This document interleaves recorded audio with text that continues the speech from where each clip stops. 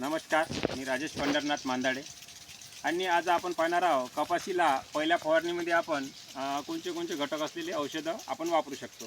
शेतकरी बंधूंनो, आता खतंसुद्धा देणं झालेली आहे आणि खतं देऊन झालेली आहे, तरी पण त्याच्यावर थोडंसं पाऊस काही नाही आहे. ज्याच्याकडं वलता सोय आहे ते वलीत त्यांचं चालू आहे. आणि त्यानंतर आता आपलं दुसरं तणनाशकसुद्धा चालू आहे, ग्लायसिलवर येऊन आहे. कारण दोन्ही तणनाशकाचा आपला रिझल्ट काही बरोबर भेटला नाही, त्यामुळं आपण आता ग्लायसिलसुद्धा मारणं चालू आहे. तर खाद दिल्याबरोबरच आपल्याला पहिला फवारा न मारता आपण तणनाशकही मारून घ्यावे आणि त्यानंतर आपण डायरेक्ट आपण वरचं पहिली फवारणी सुरुवात करू.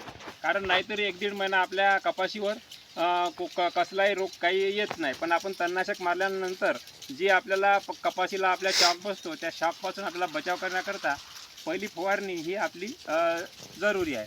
त्यामध्ये आपण मोनोकोटोफास याचा डोस आपण प्रतिपंप 35 ml एवढा वापरू शकतो. जर त्याचा डोस आपण जास्त वापरला तरी त्याचा काही फायदा होणार नाही. आपण 35 ml वापरा.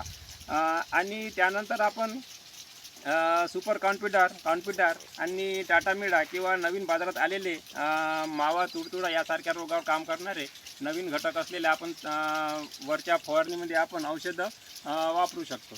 तर शेतकरी बंधूंनो, मोनोकोटोफास हे औषध असं आहे की आपण मारल्यानंतर त्याचा रिझल्ट आपल्याला तिसऱ्या दिवशी मिळतो. पण